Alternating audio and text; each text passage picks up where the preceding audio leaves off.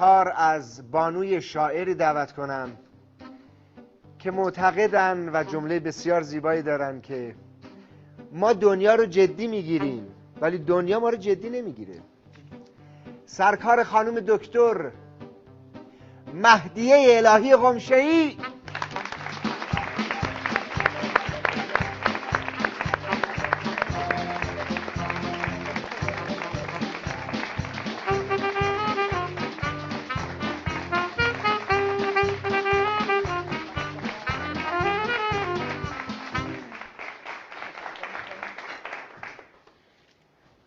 سلام عرض میکنم. متقابلا بنده هم همطور انشاءالله که خدمت همه عزیزان، خدمت دختر و پسرای خوب و دوست داشتنی ما، نوه ها رو جدی نگیرین ولی خب بخش بچه ها خوبه. خیلی خوشحالیم که در خدمت شما عزیزان هستیم و آقای رامبد جوان عزیزان خسته نباشین. مخلصم. اجازه میدین؟ تقاضا میکنم، اختیار داریم. حالتون چطوره سرکار خانم؟ خوبیم خدا رو شکر. ما خیلی خوشحالیم شما رو اینجا میبینیم.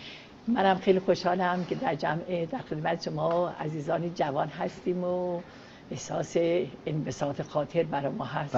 دیدار جوانا انبساط خاطر برای ما. چقدر خوب. خیلی خوبه. خانم دکتر اهل خندیدنی در طول روز؟ 100%. چقدر میخندید؟ من معتقدم که صبح آدم از خواب که بلند میشه، بعد از یاد و نام خدا، بعد طلوع خورشید رو جشن بگیره و با شادی لبخند بزنه و تمام روزش رو با شادی بگذرونه. چون ما تو این عالم آمدیم که شاد باشیم.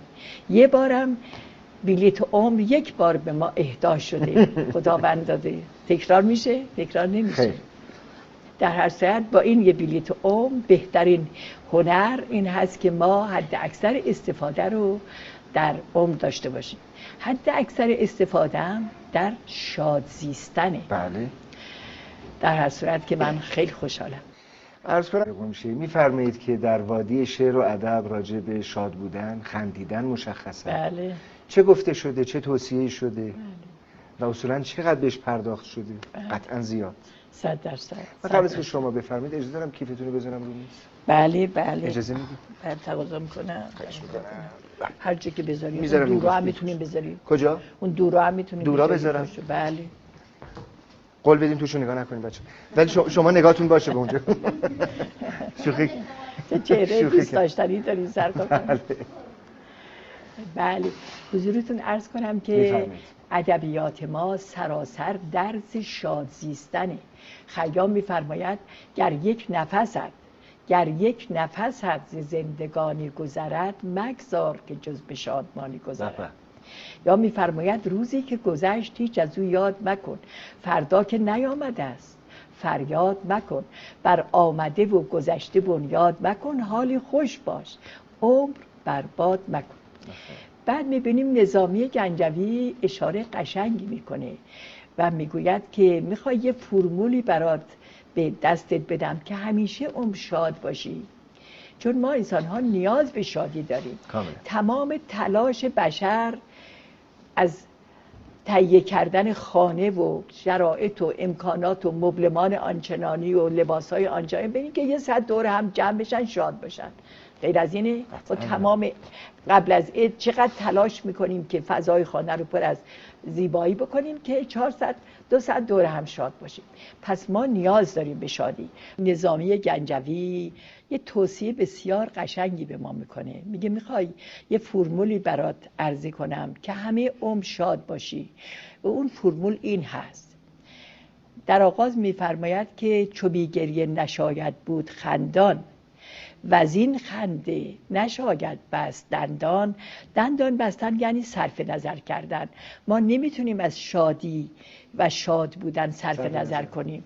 میگه حالا اون فرمول این هست که چو خندان گردی از فرخنده فالی، بخندان تنگ دستی را به مالی. اگر به شادی رسیدی، به آرامشی رسیدی، به برکاتی رسیدی و خداوند در حق تو لطف کرد، سعی کن برای اینکه شادیت پایدار بمونه، برای خودت میگم، نظامی میگه برای خودت میگم، برای اینکه شادیت پایدار بمونه دلهایی رو هم در کنار این شادی سرایت بده و دلها رو شاد کن. و ما انسان ها باید بدونیم که بدون اینکه شادی بیافرینیم نمیتونیم به شادی برسیم. هر روز صبح از خواب که بلند میشیم، یکی از وظایف ما این هست که یه افرادی رو حالا با کلام محبت آمیزه، من بچه‌ها توی مجتمعمون میگم بچه‌ها سلام، با بچه‌ها دست میدم، با خوشبش میکنم، نه بچه‌ها میگن تا صدای من پای من میشنن میگن خانم قمشه ای اومد. چرا با بچه‌ها خوشبش میکنم؟ ما از خواب که بلند میشیم در این اندیشه باید باشیم چیکار کنیم یه لبخند به چهره‌ای بیاریم. یه روزی من تو خیابان اختیاریه میرفتم، این اتوشویی ما، من اولا عرض کنم من افراد رو اگر سر جای خودشون ببینم میشناسم، ممکنه سر اگه جای دیگه ببینم نشناسم. با همه آقای خوشرویی رو شما بارها ببینین اونجا ببینین میشناسید، اون اگه بره مثلا در سوپرمارکت دیگه نمیشناسید. اینو داشته باشین. خیلی حضورتون عرض کنم این تو خیابون ما رو دید، سلام کرد و اینا، منم نمیشناختم.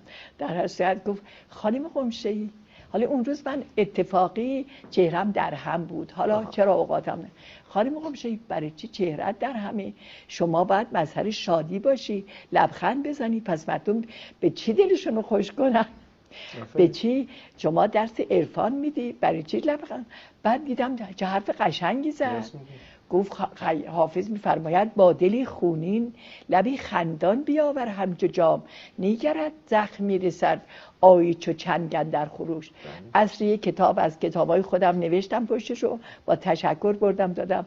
بعد فهمیدم که موقع رفت تو مغازه فهمیدم اونجا فهمیدم بله دیدم که خودش بردم کتاب نوشتم. اینه که ما انتظار داریم، مردم انتظار دارن چهره متبسم هم رو ببینن. مشکلاتمون رو باید بر خودمون نگه داریم، شادی هامون رو با دیگران قسمت کنیم. هر روز صبح سپاس کنیم، سپاس بگیم پروردگار رو، چرا که همه ما ثروتمندیم. اولا هر کی هر چه داره مال ما هم هست، اینو جدی بگیرید. داراییتون محدود به آپارتمانتون نکنین. هر کی هر چی داره، این استودیو مال ماست. امروز اومدیم اینجا شما رو میبینیم، فضای قشنگی، یه روزش مال ما بوده. در حسد با این نگاه با عالم اگر نگاه بکنیم اون وقت مشکلی نداری. بعدم اگر برکات عالم رو قسمت میکردن آقای رامبد، خیلی به ما زیاد دادن، به ما ایرانی ها، از نظر هوش، استعداد، امکانات مالی. اگر بین همه بنده هاش خدا قرار بود قسمت کنه، به ما انقدر نمیرسید. خیلی هم لطف کرده، پس سپاسگزاری بکنیم پروردگار رو. و هلن کلر گفت اگر من یک روز بینایی داشتم به شما میگفتم چه چیزهایی رو باید دید. حالا که بینایی داریم، توانایی داریم، عالم به این قشنگی آفریده. طلوع خورشید آدم جشن بگیره، زیبایی رو ببینه، بارون میاد، هر چی آدم به عالم نگاه میکنه واقعا تجلی زیباییه.